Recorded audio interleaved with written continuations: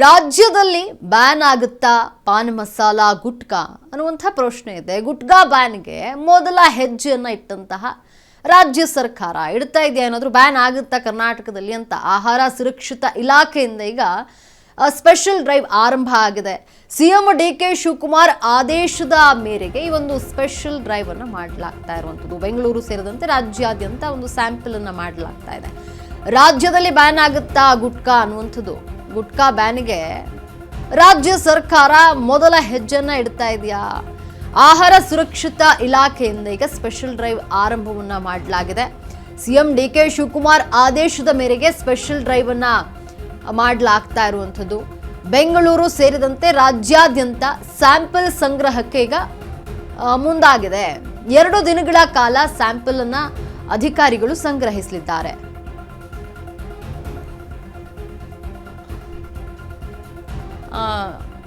ಏನು ಗುಟ್ಕಾ ಪಾನ್ ಮಸಾಲ ಇಲ್ಲಿ ಬ್ಯಾನ್ ಆಗುತ್ತಾ ಅನ್ನುವಂಥ ಪ್ರಶ್ನೆ ಇಂದಿನಿಂದ ಏನು 2 ದಿನಗಳ ಕಾಲ ಈ ಒಂದು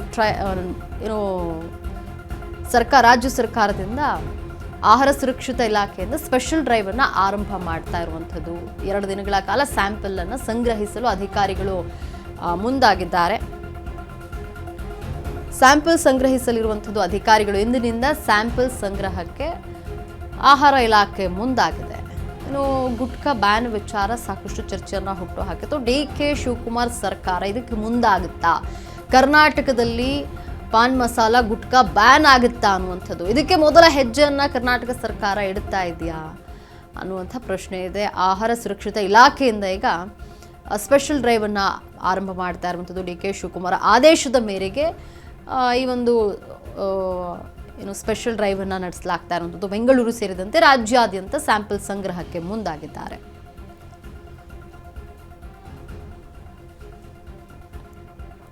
ನಿಮಗೆ ಹೆಚ್ಚಿನ ಮಾಹಿತಿಯನ್ನ ನೀಡಲು ನಮ್ಮ ಪ್ರತಿನಿಧಿ ಲಕ್ಷ್ಮೀ ಬಾಗಲಕೋಟೆ ಇದ್ದಾರೆ. ಲಕ್ಷ್ಮೀ ಇಲ್ಲಿ ನಮ್ಮ ಕರ್ನಾಟಕದಲ್ಲಿ ಪಾನ್ ಮಸಾಲ ಹಾಗೂ ಗುಟ್ಕಾ ಬ್ಯಾನ್ ಆಗುತ್ತೆ, ಯಾಕಂದ್ರೆ ಇದೇ ವಿಚಾರಕ್ಕೆ ಸಾಕಷ್ಟು ಚರ್ಚೆಗಳಾಗ್ತಾ ಇತ್ತು. ಡಿ.ಕೆ. ಶಿವಕುಮಾರ್ ಸರ್ಕಾರ ಈಗ ಇದನ್ನ ಬ್ಯಾನ್ ಮಾಡುತ್ತಾ ಹೇಗೆ ಅನ್ನುವಂಥ ಪ್ರಶ್ನೆ ಇದೆ. ನಿಮಗೆ ಹೆಚ್ಚಿನ ಮಾಹಿತಿ ಏನಿದೆ?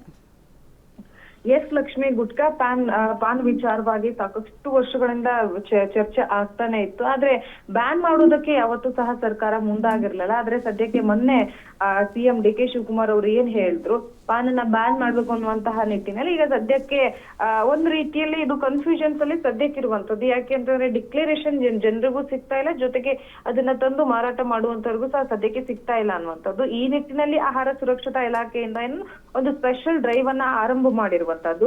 ಸಿಎಂ ಡಿ.ಕೆ.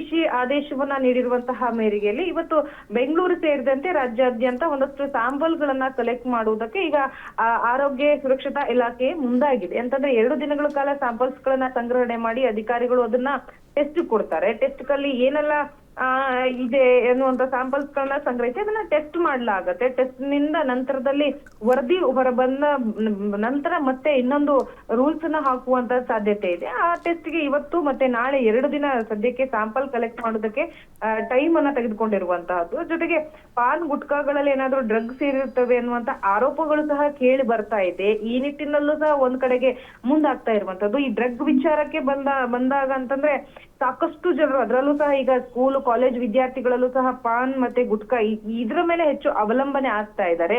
ಸೊ ಆರೋಗ್ಯದ ದೃಷ್ಟಿಯಿಂದ ಆಗಿರ್ಬೋದು, ಜೊತೆಗೆ ಯುವಕರಲ್ಲಿ ಒಂದು ಮೆಸೇಜ್ ಅನ್ನ, ಸಂದೇಶವನ್ನ, ಜಾಗೃತಿಯನ್ನ ಮೂಡಿಸುವ ನಿಟ್ಟಿನಲ್ಲಿ ಸದ್ಯಕ್ಕೆ ಏನು ಸರ್ಕಾರ ಒಂದು ಆದೇಶವನ್ನ ಸರ್ಕಾರದಿಂದ ಮೊನ್ನೆ ಸಿಎಂ ಅವರು ಹೇಳಿರುವಂತದ್ದು. ಈ ನಿಟ್ಟಿನಲ್ಲಿ ಈಗ ಸದ್ಯಕ್ಕೆ ಏನು ಸ್ಯಾಂಪಲ್ಸ್ ಗಳನ್ನ ಕಲೆಕ್ಟ್ ಮಾಡ್ತಾ ಇದ್ದಾರೆ. ಇದರ ವರದಿ ಬಂದ ಬಳಿಕ ಯಾವ ರೀತಿಯಾಗಿ ಕ್ರಮವನ್ನ ಕೈಗೊಳ್ತಾರೆ, ಯಾವ ರೀತಿಯಾಗಿ ರೂಲ್ಸ್ ಅನ್ನ ಮಾಡ್ತಾರೆ, ಅಥವಾ ಸಂಪೂರ್ಣವಾಗಿ ಕರ್ನಾಟಕದಲ್ಲಿ ಏನು ಪಾನ್ ಮತ್ತು ಗುಟ್ಕಾ ಬ್ಯಾನ್ ಆಗುತ್ತಾ ಅನ್ನುವಂಥದ್ದು. ಅದರ ಜೊತೆಗೆ ಒಂದು ವೇಳೆ ಡ್ರಗ್ ಕಂಡು ಬಂದಲ್ಲಿ ಆದ್ರೆ ಖಂಡಿತವಾಗಿಯೂ ನಿಷೇಧ ಮಾಡುವಂತ ಸಾಧ್ಯತೆ ಇರುತ್ತೆ. ಇಲ್ಲ ಅಂತಂದಲ್ಲಿ ಅದನ್ನ ಯಾವ ರೀತಿ ಬಳಕೆ ಮಾಡುವುದಕ್ಕೆ ರೂಲ್ಸ್ ಗಳನ್ನ ತರ್ತಾರೆ ಅನ್ನುವಂಥದ್ದು ನಮ್ಗೆ ತಿಳಿಬೇಕಾಗಿರುವಂತಹದ್ದು. ಲಕ್ಷ್ಮಿ, ಧನ್ಯವಾದ ಲಕ್ಷ್ಮಿ ನಿಮ್ಮೆಲ್ಲ ಮಾಹಿತಿಗಾಗಿ.